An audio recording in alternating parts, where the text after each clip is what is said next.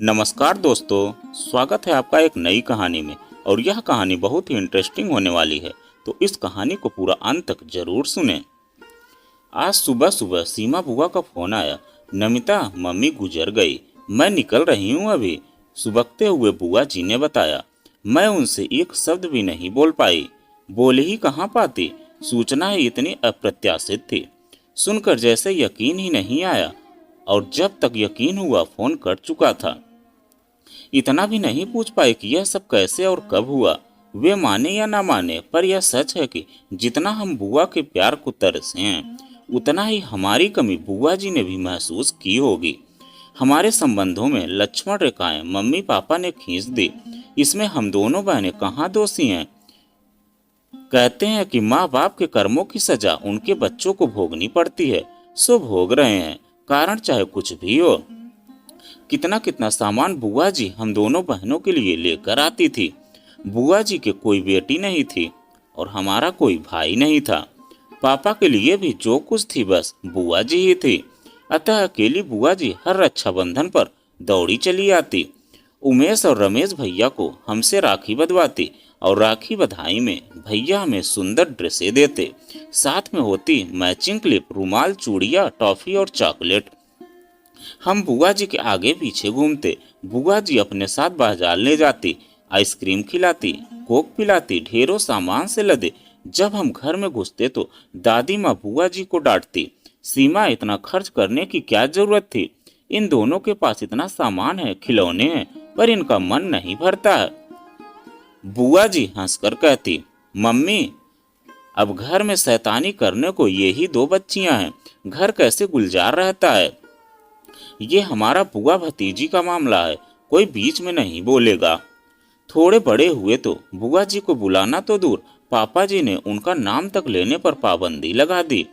बुआ आती, भैया आते तो हम चोरी चोरी उनसे मिलते। वह प्यार करती तो उनकी आंखें नम हो जाती। पापा मम्मी ने कभी बुआ जी को अपने घर पर नहीं बुलाया, भैया से भी नहीं बोले, जबकि बुआ जी हम पर अब भी जान छिड़कती थी। रिश्ते बेमानी हो गए। कैसे इंतजार करूं कि कभी बुआ जी बुलाएंगी और कहेंगी, नमिता और अनीता, तुम अपनी बुआ जी को कैसे भूल गई? कभी अपनी बुआ के घर आओ ना। कैसे कहती बुआ जी। उनके आगे रिश्ते का एक जंगल उग आया था और उसके पार बुआ जी नहीं आ सकती थी। जाने ऐसे कितने जंगल रिश्तों के बीच उग आए, जो वक्त बेवक्त खरोंच कर लहलुहा लून करते रहें। सीमा बुआ जी के एक फोन से कितना कुछ सोच गई मैं अतीत से बाहर आकर अपने कर्तव्य की ओर उन्मुख हुई। अनीता को मैंने फौरन फोन मिलाया तो वह बोली, दीदी फिलहाल मैं नहीं निकल पाऊंगी, चेन्नई से वहां पहुंचने में 2 दिन तो लग ही जाएंगे। फ्लाइट का भी कोई भरोसा नहीं है, टिकट मिले कि ना मिले। फिर दिनेश भी यहाँ नहीं है, मैं 13वीं पर पहुंचूंगी, प्लीज आप निकल जाइए। फिर थोड़ा रुक कर पूछने लगी, दीदी आपको खबर किसने दी, कैसे हुआ यह सब? पूछते पूछते अनीता रोने लगी। अनीता, मुझे कुछ भी नहीं पता, बस सीमा बुआ जी का फोन आया था, कितना प्यार करती थी हमें दादी। अनीता, क्या मेरा जाना मम्मी पापा को अच्छा लगेगा? क्या मम्मी पापा भी उन्हें अंतिम प्रणाम करेंगे? नहीं दीदी, यह समय रिश्ते को तोलने का नहीं है, मम्मी पापा अपने रिश्ते जाने।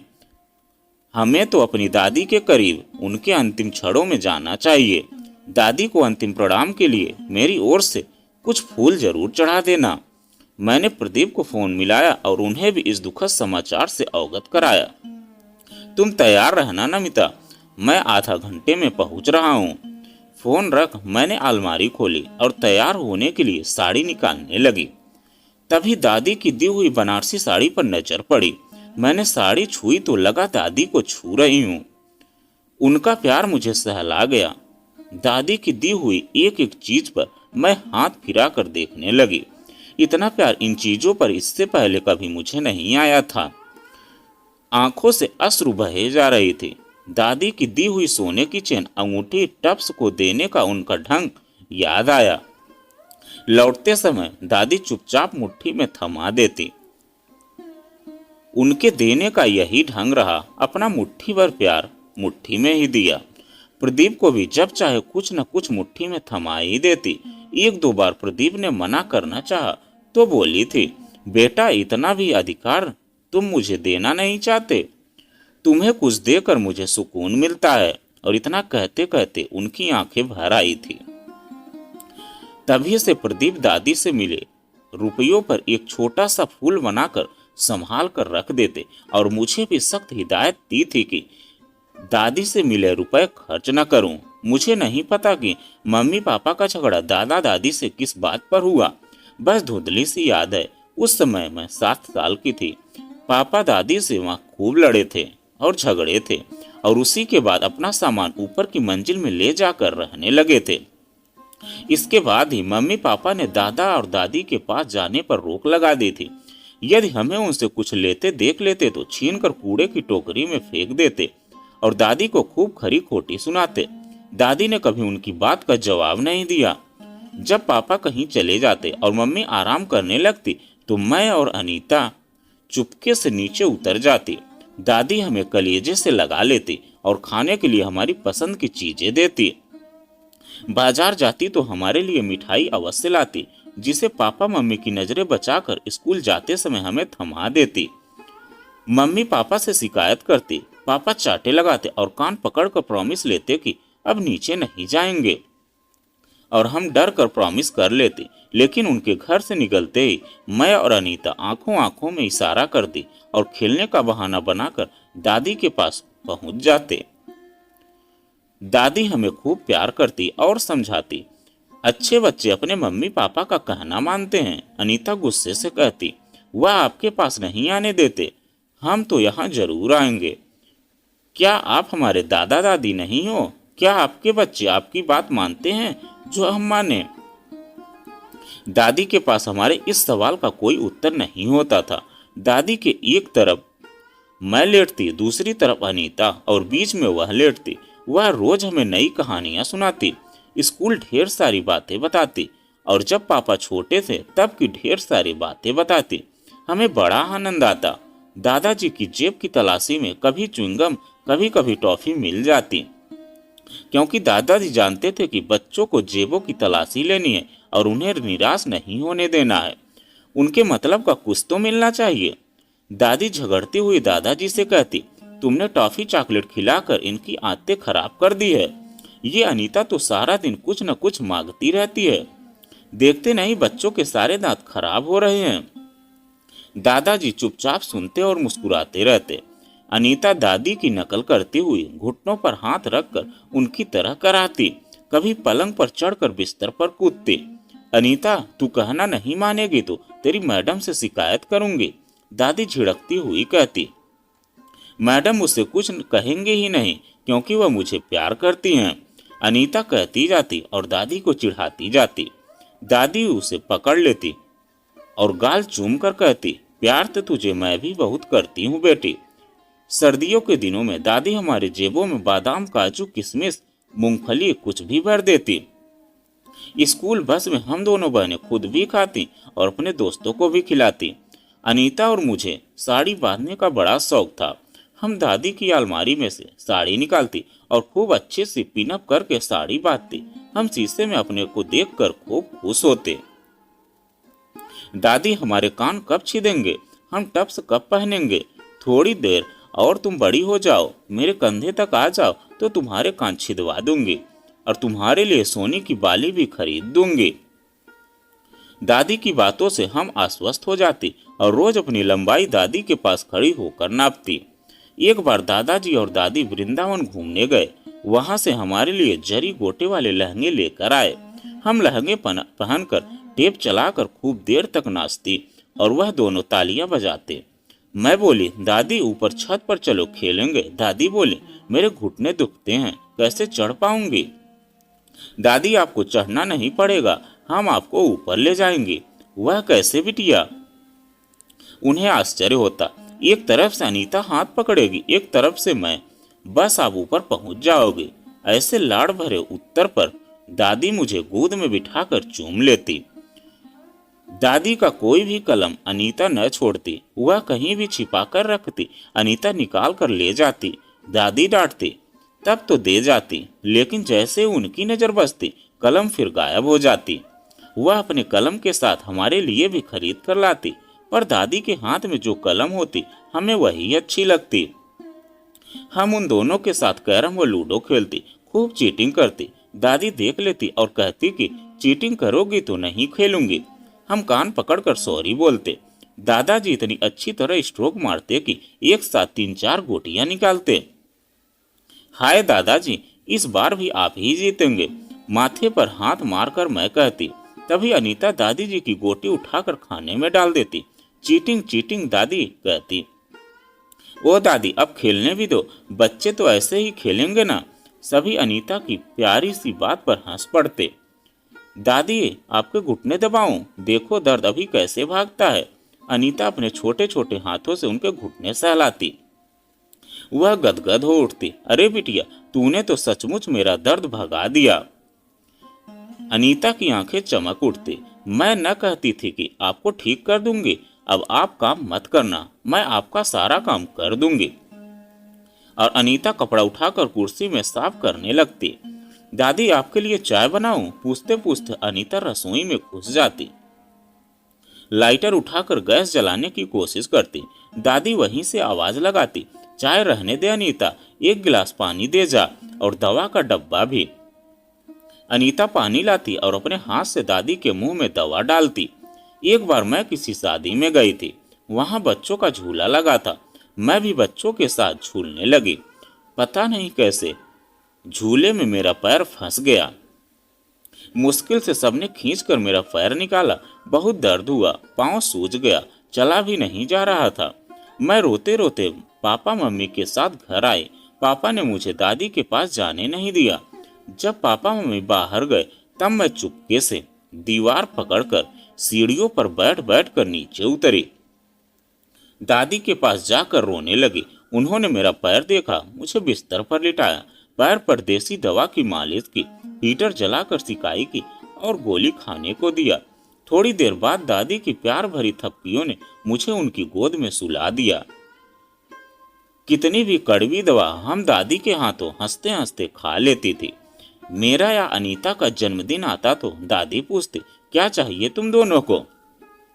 हम अपनी ढेरों फरमाइशें उनके सामने रखते।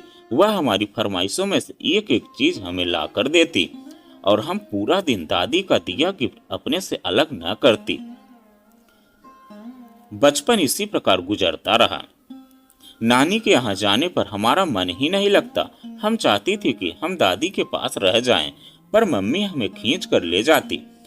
हम वहां जाकर दादाजी को फोन मिलाते। दादाजी, हमारा मन नहीं लग रहा, आप आकर ले जाइए। सारे बच्चे नानी के यहाँ खुशी खुशी जाते हैं, नानी खूब प्यार करती हैं, पर तुम्हारा मन क्यों नहीं लग रहा? दादाजी समझाते हुए पूछते।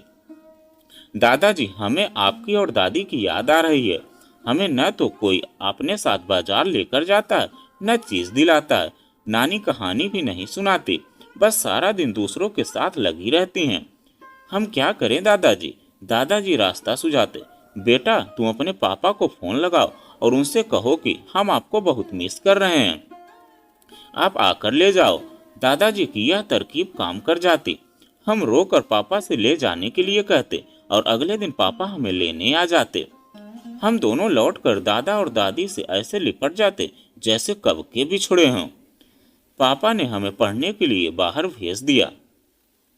हम लौटते तो दादाजी और दादी को इंतजार करते पाते। उनकी अलमारी हमारे लिए सौगातों से भरी रहती। हाई स्कूल पास करने के बाद दादाजी ने मुझे घड़ी दी थी।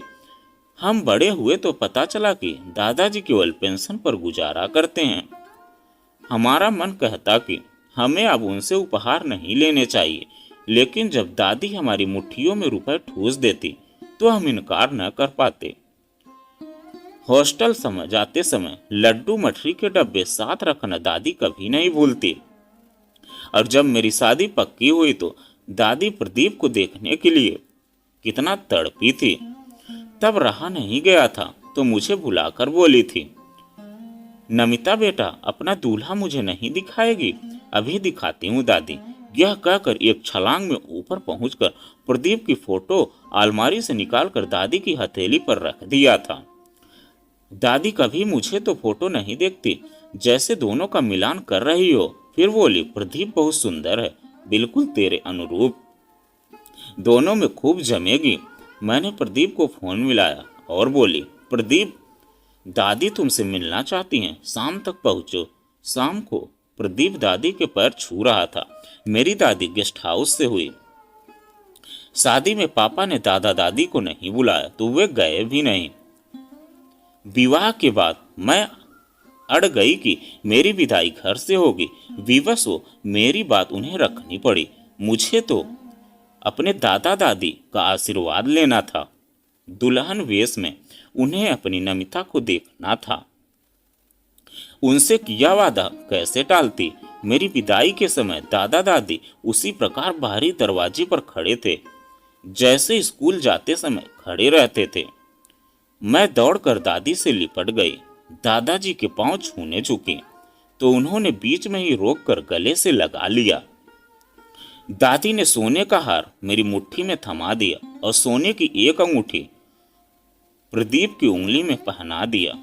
जब भी मायके जाती, दादी से सौगात में मिले कभी रिंग, कभी टॉप्स, कभी साड़ी लेकर ही लौटती। दादी ने मुझे ही नहीं, अनीता को भी खूब दिया। उन्होंने हम दोनों बहनों को कभी खाली हाथ नहीं आने दिया। कैसे आने देती। उनका मन प्यार से लबालब भरा था। वह खाली होना जानता ही नहीं था। उनके पास जो कुछ अपना था सब हम पर लुटा रही थी। मम्मी पापा देखते रह जाते। हमने उनकी बातों को कभी अहमियत नहीं दी, बल्कि मूक विरोध ही करते रहे। अरे नमिता, तुम अभी तक तैयार नहीं हुई, अलमारी पकड़े क्या सोच रही हो। प्रदीप बोले तो मैं जैसे सोते से जागी। प्रदीप, मेरी दादी चली गई, उनका प्यार चला गया।